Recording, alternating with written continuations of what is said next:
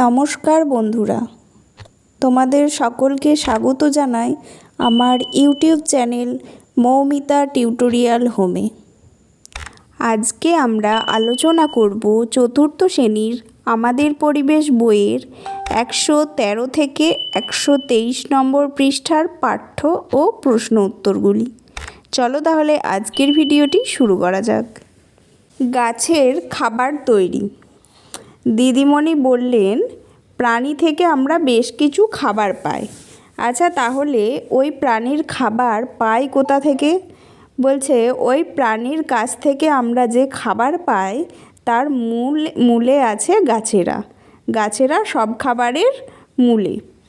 সরাসরি বা ঘুরপথে উদ্ভিদরাই হলো আমাদের সব খাবারের উৎস।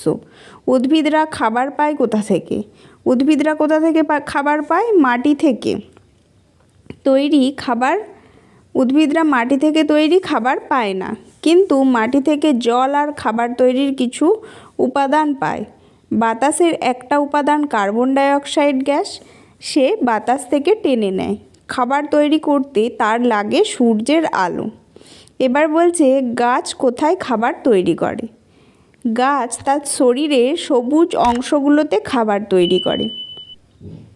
খাবার তৈরি করার সময় তৈরি হয় অক্সিজেন গ্যাস, সে বাতাসে মিশিয়ে দেয়, অক্সিজেনটা বাতাসে ছেড়ে দেয়।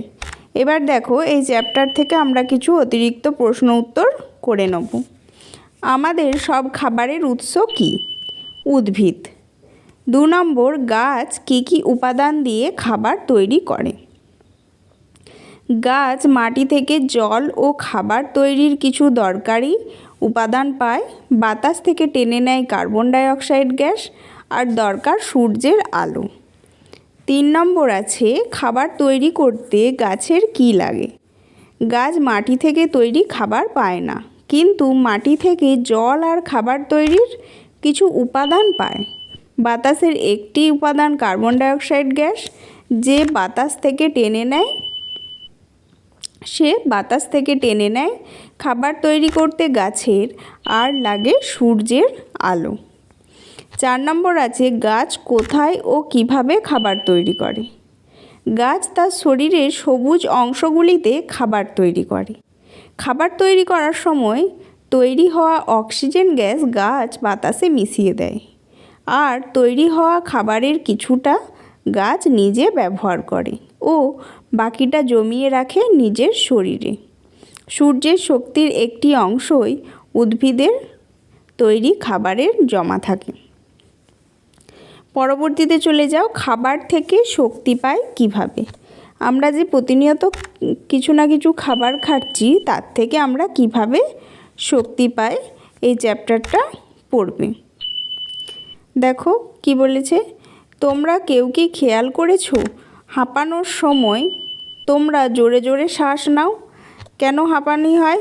দৌড়ানোর সময়, সিঁড়ি দিয়ে ওঠার সময় কি খরচ হয়? না, শক্তি খরচ হয়। সেই শক্তি আমরা কোথা থেকে পাই? সেই শক্তি আমরা পাই খাবার থেকে। এই চ্যাপ্টারটা ভালো করে তোমরা পড়বে। প্রশ্বাস কি, নিঃশ্বাস কি? দেখো, প্রশ্বাস কি? আমরা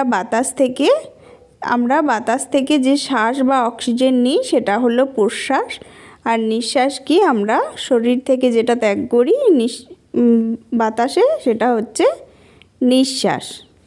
এবার বলেছে শ্বাসনালী কি? শ্বাসনালী কি?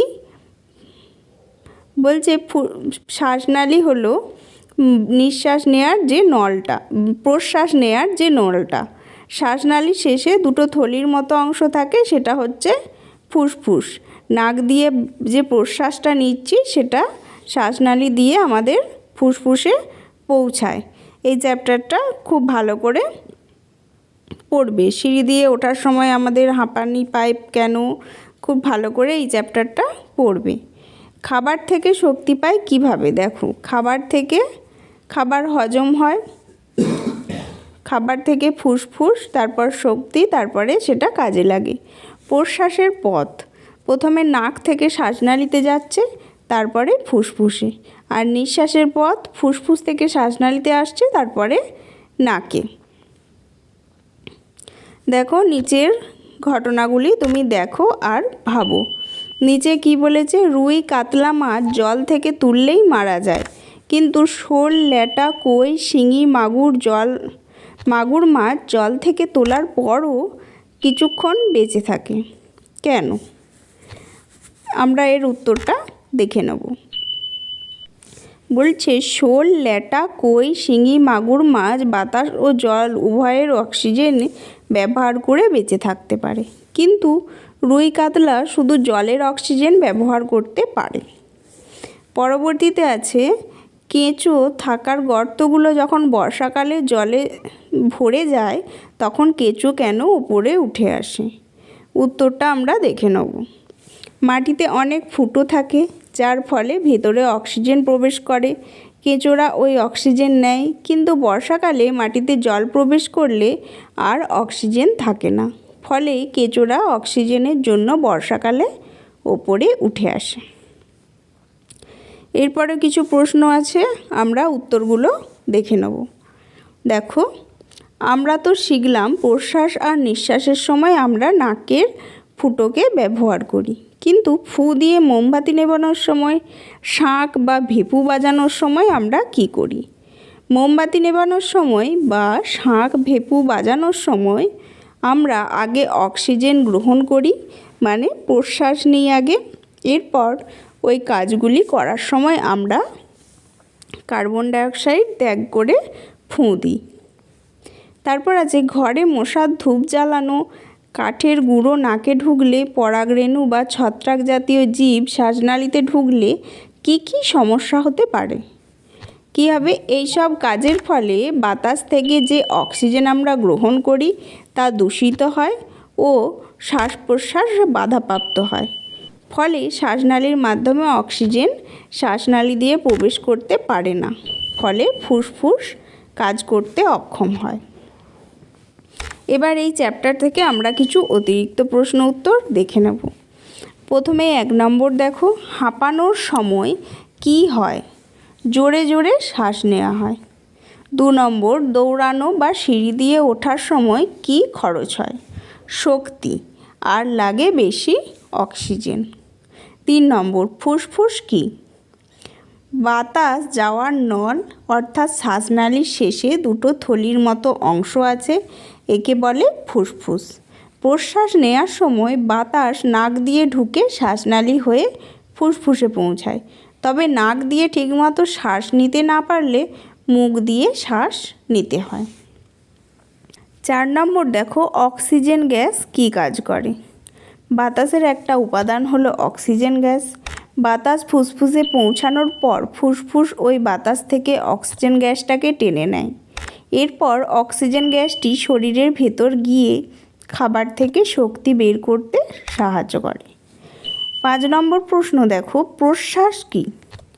আমরা বাতাস থেকে শ্বাস নিই, বাতাস থেকে আমাদের শ্বাস নেওয়াটাই হলো প্রশ্বাস। 6 নম্বর দেখো, দৌড়ানো বা সিঁড়ি দিয়ে ওঠার সময় শক্তি কিভাবে পাওয়া যায়? বাতাসের একটা উপাদান হলো অক্সিজেন গ্যাস। বাতাস ফুসফুসে পৌঁছায়, ফুসফুস ওই বাতাস থেকে অক্সিজেন গ্যাসটা টেনে নেয়, আর তারপরে ওই অক্সিজেন গ্যাসটাই শরীরের ভেতর দিয়ে খাবার থেকে শক্তি বের করতে সাহায্য করে। দৌড়ানো বা সিঁড়ি দিয়ে ওঠার সময় তাই শক্তির প্রয়োজন হয়, আর এই শক্তি পাওয়া যায় খাবার থেকে। আজকের ভিডিওটি এখানেই শেষ হলো। যদি ভিডিওটি ভালো লেগে থাকে অবশ্যই চ্যানেলটিকে সাবস্ক্রাইব করুন এবং এই ধরনের আরও ভিডিও পেতে কমেন্ট করুন।